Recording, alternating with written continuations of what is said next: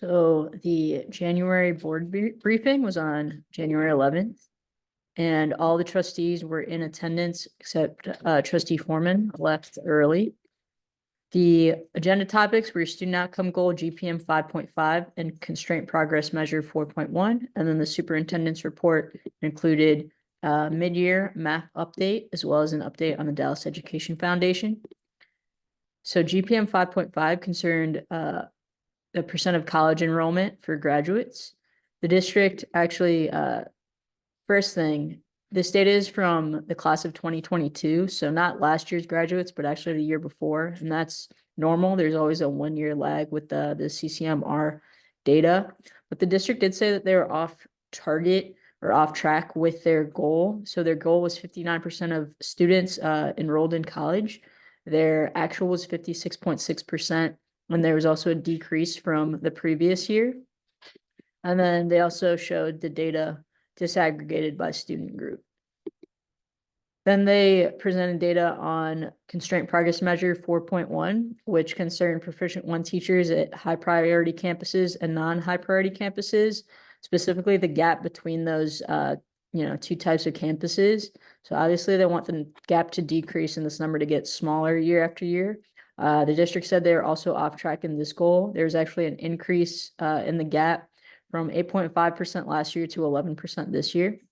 And then they showed the data disaggregated by student group. They did want to show that the middle columns will show that the percentage of proficient 1 teachers or students who had proficient 1 teachers actually went up for all student groups, but that didn't decrease the gaps between them, which is what the constraint progress measures. Some of the strategic adjustments for post-secondary enrollment: introducing comprehensive registration ready drives, increasing student enrollment in college prep courses, and also utilizing college and career access providers to support the summer melt, which is basically the decline that is typically experienced when graduates graduate and then they take the summer off before heading to college. And then strategic adjustments for proficient 1 teachers. So increasing their messaging to newly eligible proficient 1 teachers so they can capitalize on them moving during that open transfer period in the spring. Also continuing to hand schedule students, prioritizing access and emphasis on African American and special education students. Also providing monthly regional PD to teachers to ultimately increase the pool of proficient 1 teachers, and then also conducting focus groups with proficient 1 teachers at both high priority campuses and non-high priority campuses. And this is so they can figure out why teachers are moving to those campuses, and then in some circumstances why teachers don't want to move there. And so percentage of CCMR students is an indicator of success for the state accountability system. And regarding proficient 1 teachers, data proves that student outcomes are higher when they're in front of a teacher that is highly competent. So when it comes to discussion, Trustee Mackey asked if post-secondary enrollment included both 4-year and 2-year institutions. Yes. They also talked about the increase in FAFSA completion and the amounts that were actually awarded for the year of 2023. And he wanted to know what accounts for that. So the district increased their investment into those college and career access providers from $2.5 million to $11 million, allowing for the ratio of students to counselor to decrease dramatically. It used to be 400 to 1. Now it's between 100 students to 200 students per counselor. 200 is really the maximum. And also increasing support to grades 9 and 10 and not just focusing on the upper grades in high school. They also meet quarterly to talk strategy with principals, which helps a lot. Trustee Mackey also wanted to know how can schools be supported. So they're working with principals on the master schedule process right now, and also just continuing to invest in college and career access programs to maintain the current scale. He wanted to know if the administration is recommending an increase to the HPC stipend. So that increase already started this year. They're not recommending any additional increases. They anticipate that the movement to those high priority campuses, and this is just based off of what's happened historically, will actually kind of start next year after the stipend was introduced, because there's typically just a lag. As more people know about it year over year, they will hopefully move to those high priority campuses. Trustee Johnson wanted to know if the HPC stipends are competitive with ACE stipends. So ACE is still higher, but it also requires teachers to be there for longer hours. They do believe that the increase in the HPC stipends make them comparable and competitive. And does the stipend depend on the school's rating? No, they don't. Trustee White wanted to know, will the teachers who are recruited to HPCs be the teacher of record? So it depends. In some cases, like reading interventionists and SPED teachers, SPED inclusion teachers, they are not included in this data because they're not the teacher of record. And then what's the strategy to increase post-secondary enrollment? So strengthening counselor to student ratio, effective advising in middle and elementary schools, and then making sure all programs and pathways are complete. So the coursework for a student, is totally there and there are no gaps in like the programs or pathways that they're pursuing. Trustee Flores wanted to know what changes are being made to the hand scheduling process. So they need to be more strategic with certain student groups and also hiring and retaining more proficient one teachers. They did say that the turnover is generally much lower at non-high priority campuses. So they need to figure out ways to alleviate that. And additionally, demo teachers, which they introduced, this past year, they might only teach one class, but then the rest of their day is spent coaching other teachers. So that impact is not necessarily reflected in this data because they're still not the teacher of record. And same thing with reading interventionists who support a wide swath of students, but since they're not the teacher of record, they're also not reflected in this data. So the district did say that they might consider changing the metric in which they measure this. He also wanted to know how principals are trained in the hand scheduling process. So they're currently in a master scheduling training. They also said on the 10th day of the semester, if the highest need students aren't with those proficient one teachers, they reschedule them. And he also wanted to know if the HPCs change year to year. So no, they want to make sure that those are consistent. So at least 90% of the high priority campuses will stay high priority campuses next year. They can only be changed if they've had consistent growth for 3 years, and they're only going to change about 10% of them at a time. And that's to make sure that the teachers who are moving those campuses are staying there, and it's consistent. Trustee Henry wanted to just say that even though the gaps remain between high priority campuses and non-high priority campuses, the amount of proficient one teachers at all campuses increased for all student groups, which is a positive thing.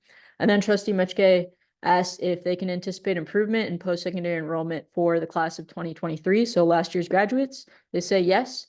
Current indicators suggest an increase in four-year college enrollment with a slight decline in two-year college enrollment, but this is due to the district's investment in dual credit programs. So a lot of graduates are already graduating with associate's degrees, so they don't need to enter a two-year college. They would just move directly into a four-year college. Next, the superintendent's report concerned mid-year math data. So there's a lot of numbers on these slides. I'll do my best to walk you through it. On the left is the reading data, and on the right is the math data. And this is showing the percentage of students who are on grade level, which for the math test means they were at or above the 50th percentile. So they show the data for the mid-year last year in 2022 to 2023, as well as this year's data. If we take a look at third grade, for example, last year, 49% of students were on grade level at the middle of the year. This year, it's 48% of students. And so there's a 1% decrease, which is reflected in the number on the right where it says year to year. And the bottom left triangle is shaded pink because that percentage went down. But the district did want to say that those are not the same students. So if we want to compare the cohort of students, this year's third graders were last year's second graders. So if we take a look at second graders for 2022 to 2023, there was actually a 4% increase as they moved to third grade and took, the test in the middle of the year this year. So for that reason, the top right triangle next to 48% is shaded green because there's an increase in the actual cohort. And so that's basically how you read all of these boxes that are displayed. But the district did want to highlight that there is significant improvements in reading and math for grade 1 as well as 8th grade math. So it's 5% increase, and then for 8th grade math, it's a 9% increase. And then they also showed the comparison to the beginning of the year. So they showed the columns on the left show the beginning of the year and middle of the year data for last year, so 2022 to 2023. And then the columns on the right show the beginning of the year and the middle of the year data for 2023 to 2024. They did want to share that historically they see a decline in this middle of the year data. And that's because the MAT test is a nationally normed exam. And basically, if a student does well in the beginning of the year, the test actually becomes harder for them as they take it in the middle of the year. So they typically see a decline, but the district did say that they also historically see a rapid growth in the spring. So they're expecting these numbers to go up for the end of the year exam. The district also wanted to point out the numbers in green on the far right show that even if there was a decrease, the decrease wasn't as large as it was for last year.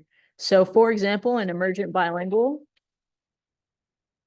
last year's data, there was a almost 3% decrease between the beginning of the year and the middle of the year. And then for this year, it was a 2% decrease. So it wasn't as big of a decline. And this is reading data. This is math data, but the same thing is true. There's typically a decline, and then there's typically rapid growth in the spring. And then the district also did share that if you take a look at the beginning of the year data for 2023 to 2024, for the most part, those scores are much higher than they were in the middle of the year last year. So students are already performing better at the beginning of the year than they did in the middle of the year last year. And then finally, the district shared an update on the Dallas Education Foundation, which is the district's philanthropic partner.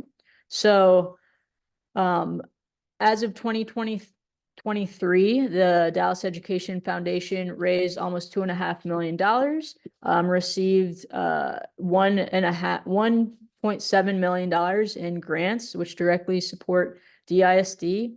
The breakdown of their spending is in the pie chart to their right.